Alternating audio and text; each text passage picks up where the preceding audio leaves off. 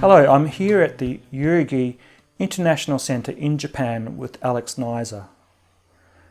So Alex, it's been over a year since I visited Urugi.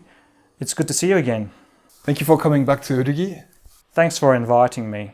You're welcome. My pleasure. It fascinates me how you found yourself in Urugi. Can you explain to us how you found yourself living in a small Japanese village? Sure. Well, I was born in Belgium, in Europe, and I lived there for about 14 years. And from there on, I moved to a boarding school where I stayed for 6 years. Then I went back to Belgium. I went to Italy to study Italian for quite a while, just a couple of months. And that's where I I got interested in Australia through a friend. And I made it to Australia in 1995. And I stayed in Sydney for 6 years. 6 years in Australia, that's quite a long time. It was, yes. It was, 6 years is quite long, yeah. Were you working in Sydney? No, I was just studying. I went to two different colleges. The purpose of going to Australia was to study. Okay. So I went to two different colleges and one university. Following on from Australia, is that when you visited Japan? My girlfriend at that time, which is my wife now, we both had student visas. And before they expired, we had to leave the country. And we wanted to stay actually longer and probably even live in Australia. But we had to leave. So I asked her to take me to Japan because I never been to Japan. And since then, that's where I'm living. When you arrived in Japan, did you feel you needed to look for work? Yes and no. At first, I didn't really know what to do exactly. I was just really interested in the country. I wanted to do like sightseeing. And job-wise, I found a job as an ALT, which is assistant language teacher. And that was pretty much in demand. Were you instructing in English? And that's something I was not really comfortable with doing, although I stayed 6 years in Australia. Yeah. But I never really thought it would be an appropriate job for me to do. But yes. What sort of company did you start working for? Okay, it was, I worked for a friend at first, a very good friend. Who showed me how to teach and what's important. And from there on, I found another company as well, and that's how it started. And then I realized I wanted to stay in in Japan, yeah, longer, and I thought like a more appropriate job would be needed, and I started looking. And I found a job in a car-related company because of the area as well where I was living. And I'm still into cars, and I thought that was interesting. And I stayed there for about more than 8 years, nearly 10 years, yes. Yeah. 10 years in a large Japanese city. What was the push to come out to the rural area of Japan and establish yourself? Okay, the countryside is an area that I really like in Japan. Living in an industrial city was not really my thing. It was good for making a living. But every weekend I rode on a motorcycle. I went to Nagano Prefecture in the mountains. Sometimes I took even longer trips to Hokkaido or Kyushu as well. But it was always Nagano that really, that was not too far away, reachable, and that really attracted me, the mountains. Yes, Nagano is entirely all mountains. Yep. It's cool in the summer still. The rivers, the water, there's always fresh water flowing. Yeah. Winter it's cold, but I thought that's really nice too. Having the snow. So yeah. Over this time, you began to become familiar with the Nagano Prefecture area. Is that when you started looking for work? Well, not exactly. I thought it would be really nice to live in the nature like that. And, but I thought, it would not be possible to find a job, especially as a foreigner, in the countryside and, So I thought, it would be better when I retire, to move to, maybe build a log house or, live in the nature or close to the nature. Yeah. But that dream actually came through early as I thought, and yeah, yeah. Yep. So I was very attracted to the nature, and I thought, moving there would be nice, but without job it would not be possible. Is this the time you shifted away from the car industry? That's actually the travel side of it. That's something I studied when I was in college in Australia and later on at university as well.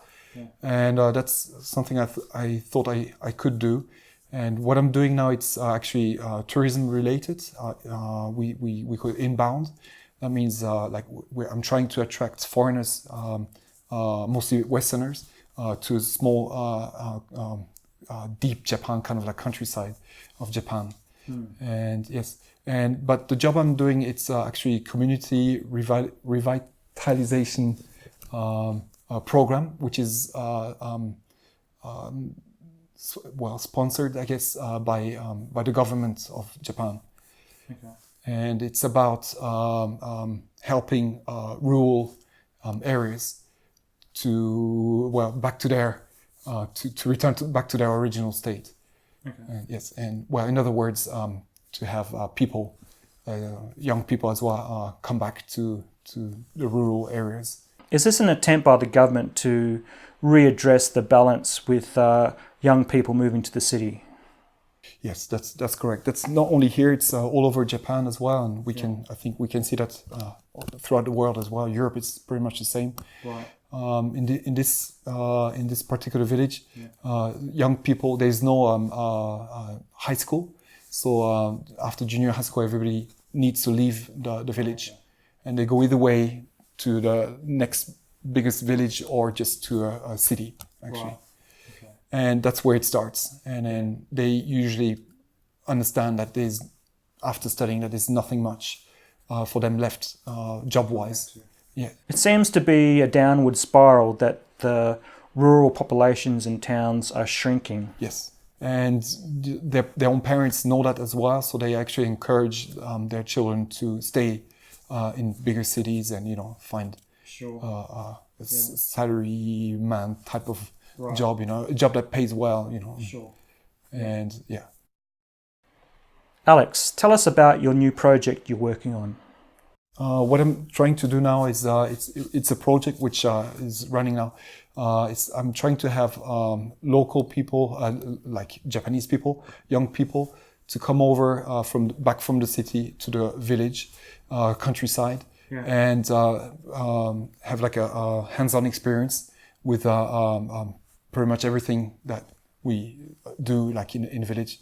Okay. Yes, and another project which is run by a friend of mine, where I took you today, was in an abandoned old farmhouse to try to rebuild it. And then we have people like from the city, young people from the city involved. We call it a detox house. The name is a bit harsh, but it's just having people that kind of, we think lost connection with the nature. Have those people come back to the village from the big cities and experience life just for a weekend at first. How do city people become aware of the project? Okay, we run social media as well, like on Facebook or Instagram as well. We update pictures as well. What I'm doing, I'm writing a translation of the Japanese to attract foreign people as well.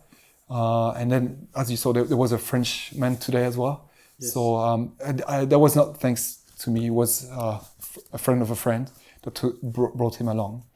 And what else do we do? Oh, and if it's a bit unique, we have sometimes news coverage, newspaper coverage as well. So we have sometimes a reporter that comes and just interviews or take pictures of what we're doing. Do these people that want to try the program, do they need any special skills? No skills are required, but yaruki in Japanese, we say yaruki. It's a willingness, like to be like motivation, to be outdoors, and this is very important. But everybody that comes, they're kind of surprised of all the greenery. Everything is so green in the summer, and we can see the stars very beautifully. I'm sure you have plenty of spots in Australia where you can see the stars very beautifully at night, but due to the light pollution in Japan, it's really hard to see the stars. But here we have very, very little light pollution. Urugi is surrounded by mountains. We are kind of like located in a valley, so we're surrounded by actually 4 mountains. How high is Urugi above sea level?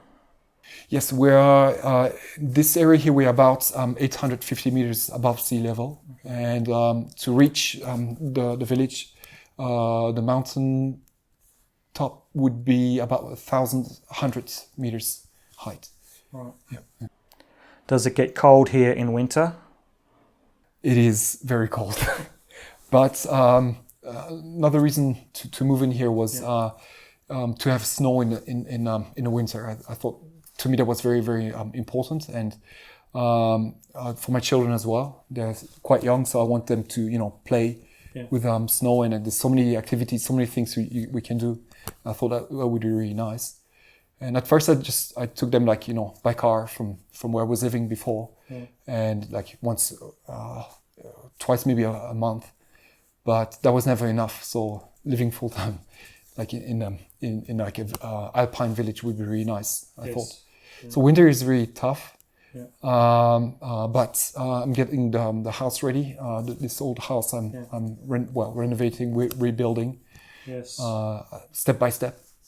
When I visited you last year, you were in the middle of renovating, but looking at it now, you've breathed new life into the place. It looks fantastic. Thank you. Yeah, thank you very much. It's an ongoing project, so it's there's a lot to do. It never ends, actually. I'm sure it's with all older houses. It must be the same.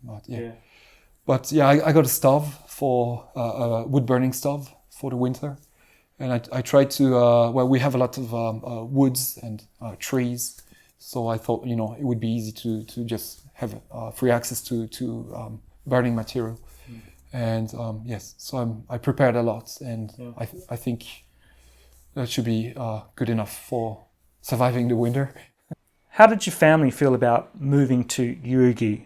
Were they supportive of the move? Absolutely, yes. Supportive, yes, absolutely. My wife would prefer to live in Okinawa or somewhere where it's warmer, but she's happy here. She knows it's for the kids as well.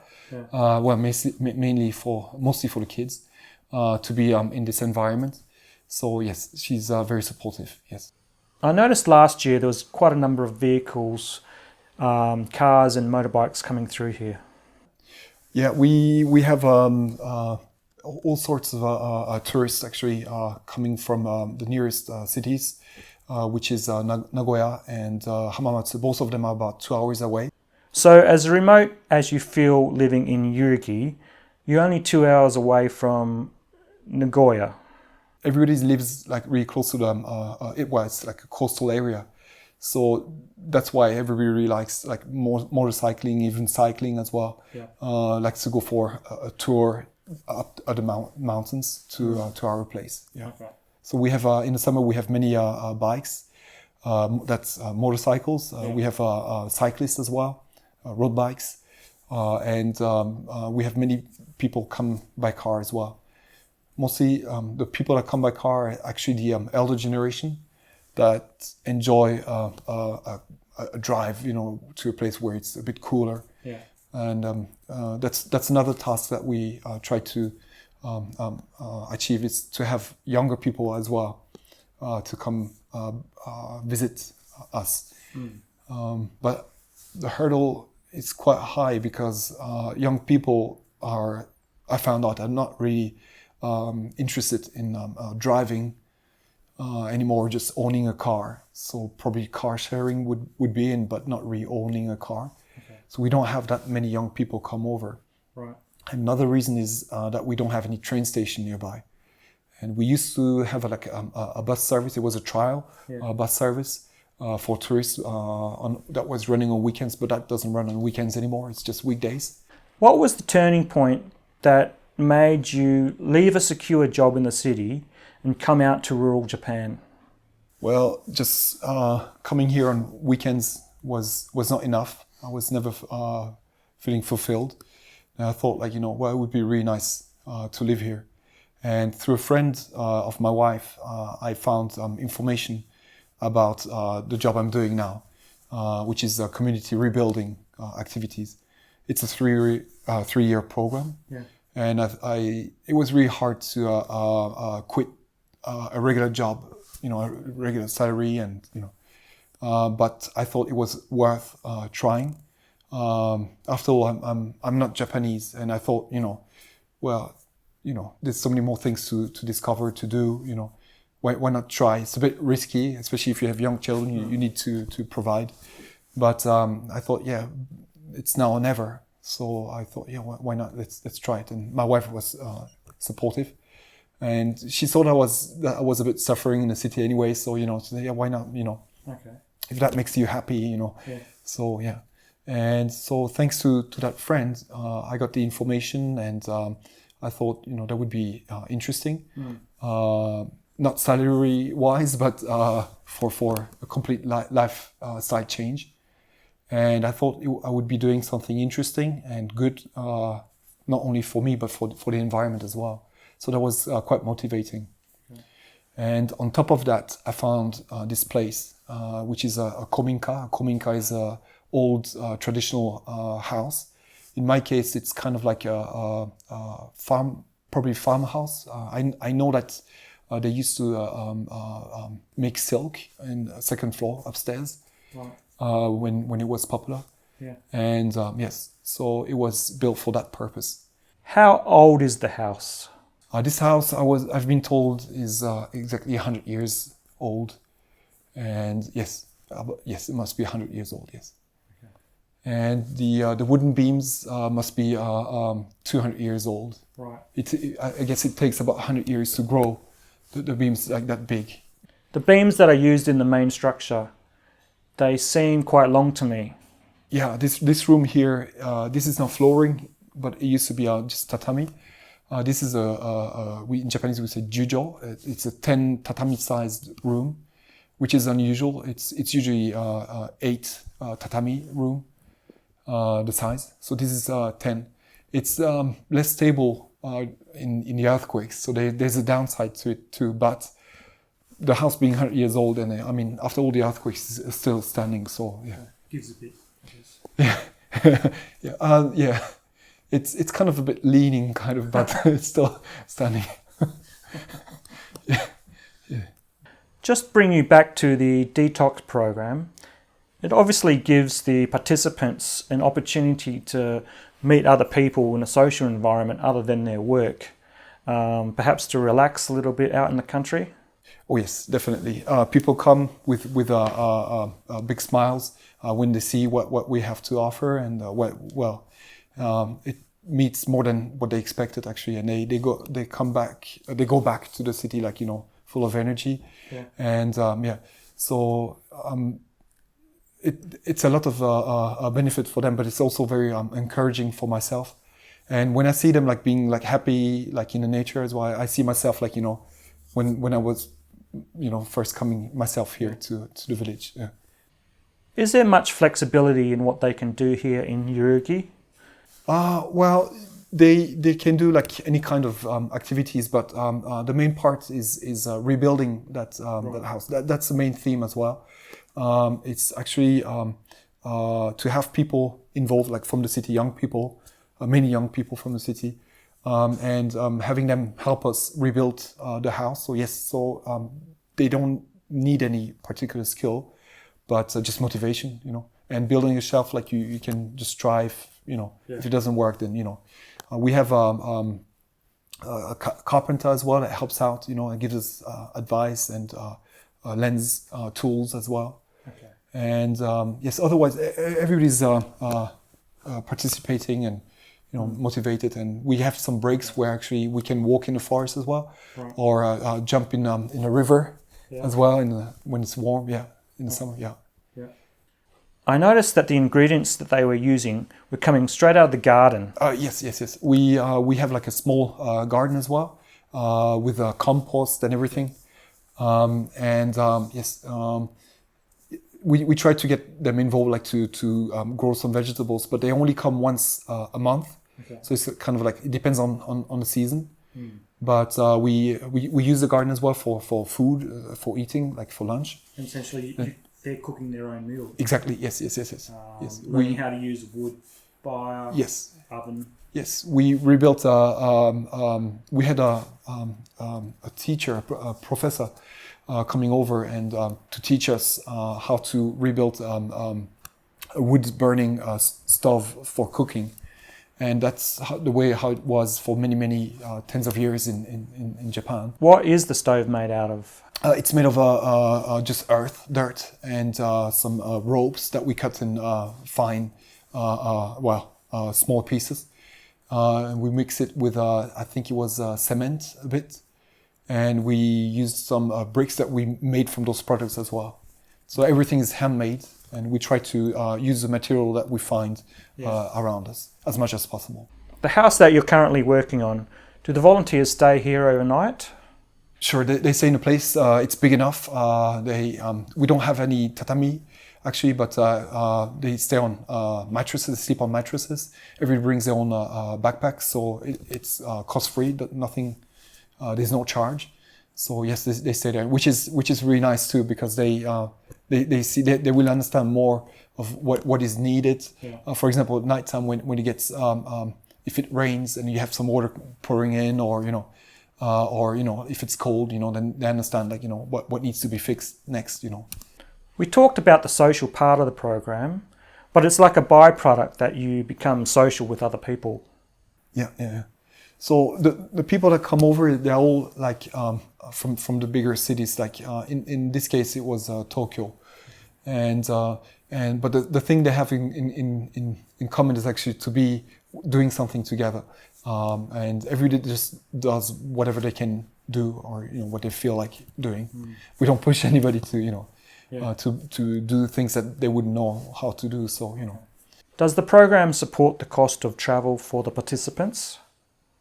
Yes, there is one person that organizes this event. So that person is organizing the financial aspect as well, the PR as well, and within that they rent a car to come over.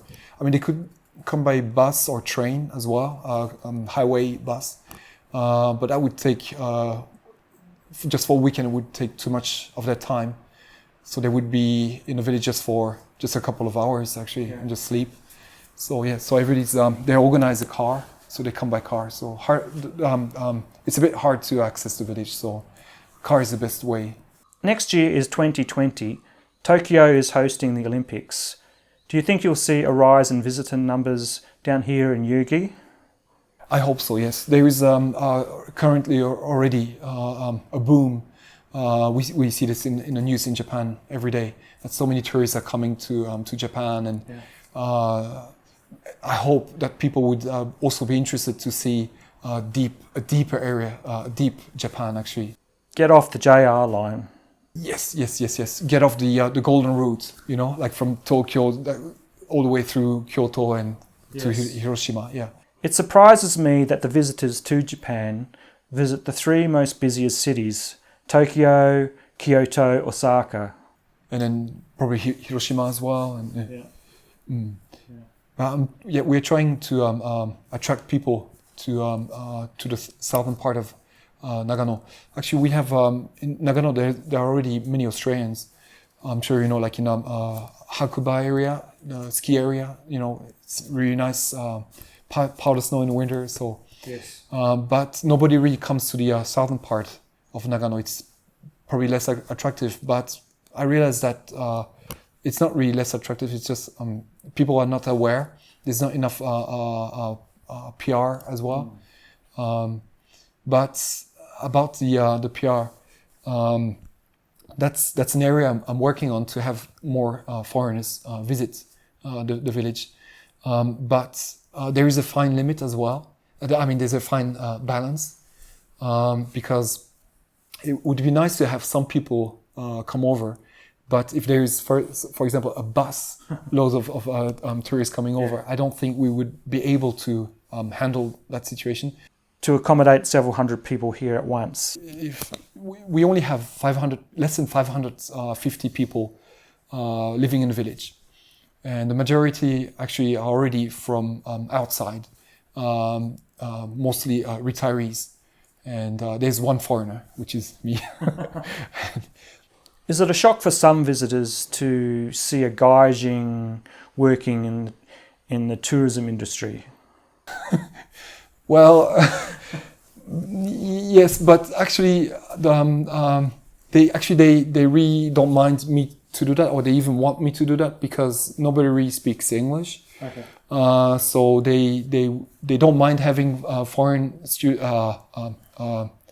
customers or tourists come over. Yeah. But nobody would be able to speak or interact with the tourists. So they, on the other side, they're very happy to have somebody from overseas. Sure. That can look after that. So yeah. And yes, so I would like to have people come over, but as I said, like, you know, we have a certain limit. So yeah. It's likely that would work against you when you're aiming to give people a relaxed time. This is also what I studied when I was in Australia about the ecotourism as well. So I mean, yes. So it was one part of it, and then I realized that it's good to have people come over. It's good. It's very good for the local economy, but it will also destroy, or it has the potential to destroy the environment as well.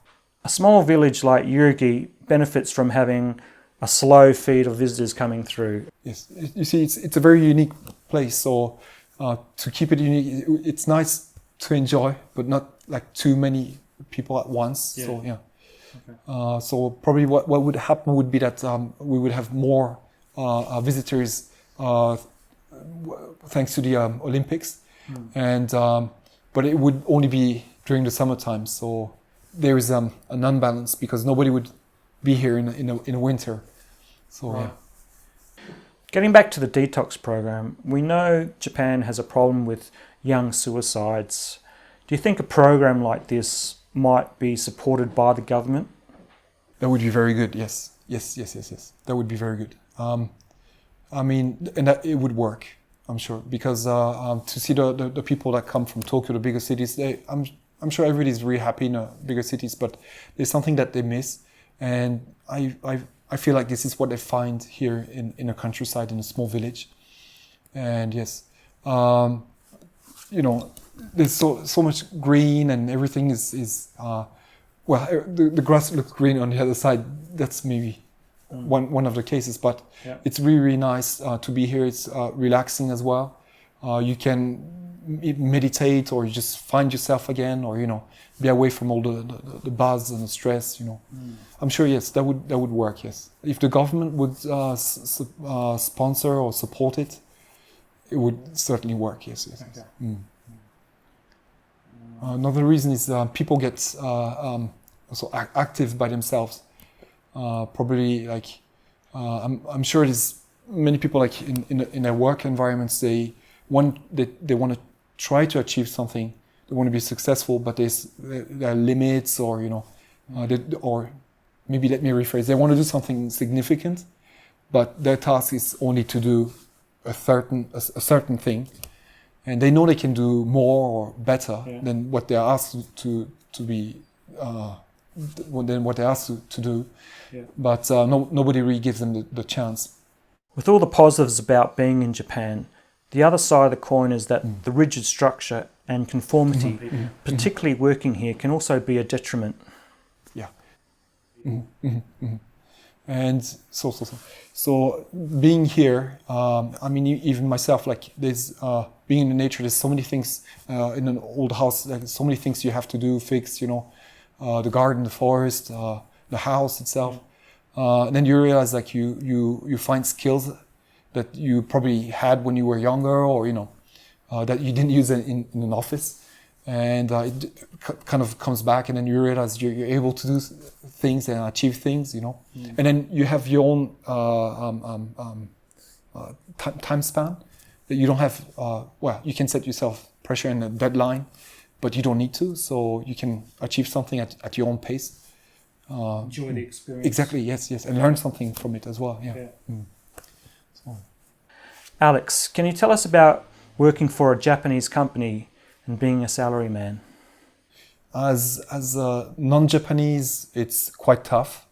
Well, for me it was. I have a friend who's very successful, and I'm very happy for him.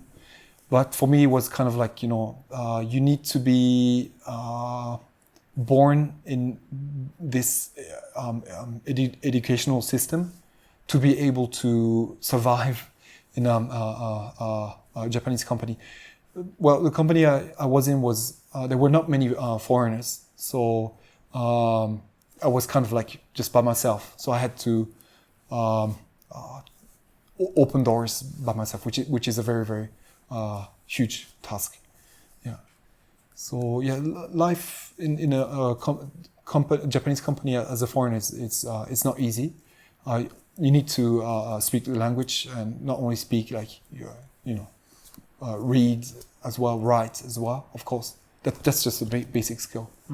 And then you need to understand. You need to change yourself as well, pretty much completely, to adapt yourself. Wow, that's interesting to know. Did you feel you needed to be better to be accepted? I felt I was never better enough, actually. I worked a lot on bettering myself, but there's a certain limit as well. So there was I never really reached a state where I could say, oh well, but that's good enough. I mean, looking back and say, oh wow, I achieved this and this and this, and but there's always a next step. So yeah. Okay. But there are also many other factors as well, like the work style, the way of thinking. The overtime as well. Were you expected to do overtime? No, it's not that it requires, just that everybody else does it. And if you say, well, I've been working 8 hours, I'm going home now. I want to go back home to my family, or I want to do this or that. It's kind of like out of line. To be accepted, you needed to conform? Yes, absolutely. Yes. And this is what I try to do. Yeah. But with the overtime and like private life, I thought this is where the line is drawn. So yeah. Yeah. Well, actually, the company becomes your family, actually. So so if you think that way, then you would be fine. Yeah. Okay.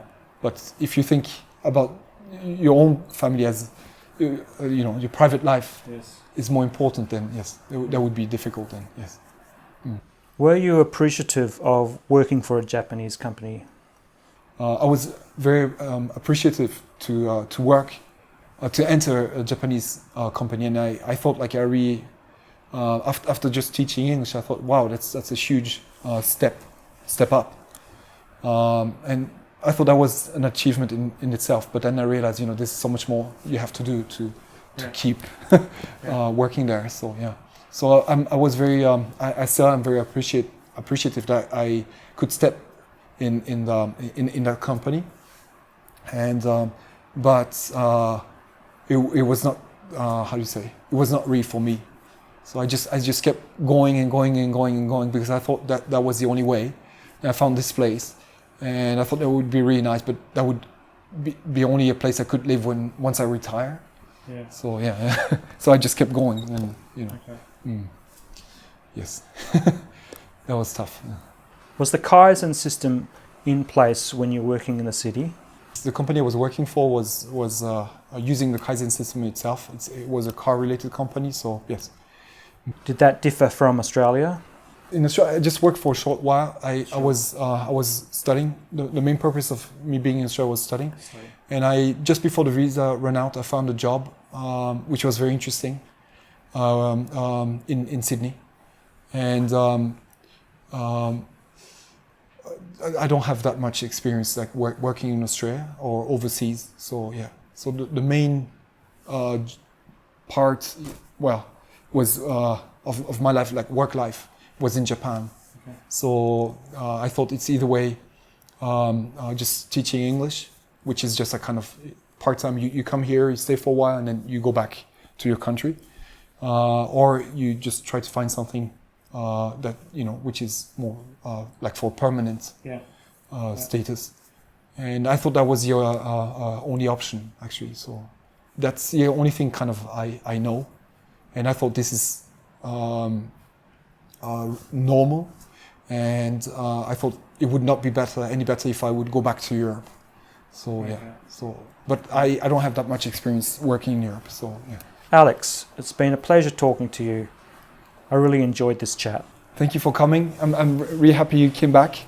And unfortunately, it's raining really heavily. It's a rainy season, so yeah.